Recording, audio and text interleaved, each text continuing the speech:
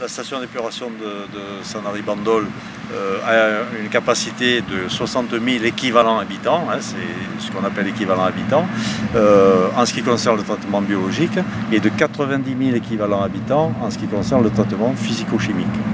Donc ça veut dire que si il y avait plus d'effluents que la capacité nominale, on ne rejetterait pas de l'effluent brut, hein, par exemple partant de pluie en mer, mais de l'effluent déjà décanté. Donc c'est de l'eau qui serait déjà traitée, qui est rejetée, et non pas de l'effluent brut comme c'était le cas jusqu'à présent dans beaucoup de stations.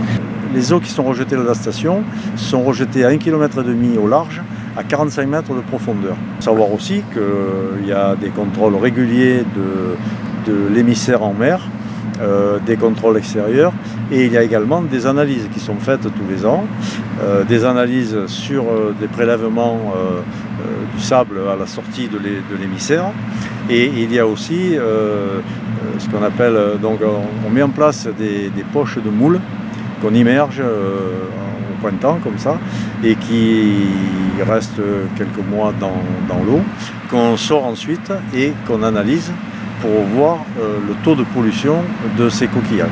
Donc pour l'instant, toutes les années, les résultats ont été conformes à la réglementation et il n'y a aucun problème. On a aussi des études sur les posidonies pour connaître l'influence éventuelle du rejet de la station sur la régression ou le développement des mattes de posidonie. Là aussi, on n'a aucun effet négatif. Et il y a même des nappes de posidonie qui ont progressé. C'est un des gros enjeux qui tient à cœur à monsieur le maire de Sanary, qui est aussi président de la communauté d'Aiglaux, c'est de récupérer l'eau, puisqu'il faut savoir qu'il y a quand même 2 millions de mètres cubes par an qui sont rejetés à la mer. Et cette eau pourrait très facilement être utilisée pour de l'arrosage. Donc la ville de Sanary a déjà mis en place, à la faveur de tous les travaux qu'elle a réalisés, les tuyaux qui pourront un jour recueillir cette eau et pouvoir arroser les espaces verts municipaux par exemple. Aujourd'hui on se heurte encore à une réglementation un peu contraignante, bien qu'il y ait eu quelques essais qui soient faits et des développements de plus en plus positifs dans ce domaine. Donc je pense qu'on va certainement lancer une étude spécifique sur le sujet pour savoir quand et comment utiliser cette eau. La première contrainte qu'il y a tout de même, c'est qu'il faut qu'il y ait un traitement tertiaire, ce qu'on appelle, c'est-à-dire un traitement par des UV, des rayons ultraviolets,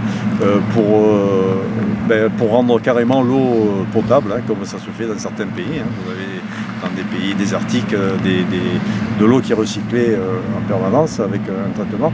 Et donc là, il faudrait un traitement tertiaire qui n'existe pas sur la station.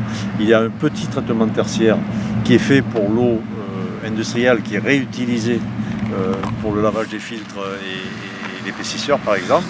Donc, mais pour traiter 2 millions de mètres cubes annuels, il faut carrément un traitement très conséquent.